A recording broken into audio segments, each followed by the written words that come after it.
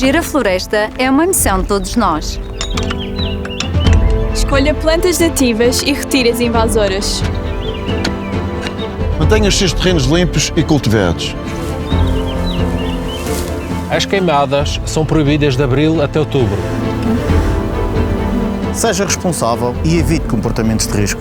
O seu contributo é importante.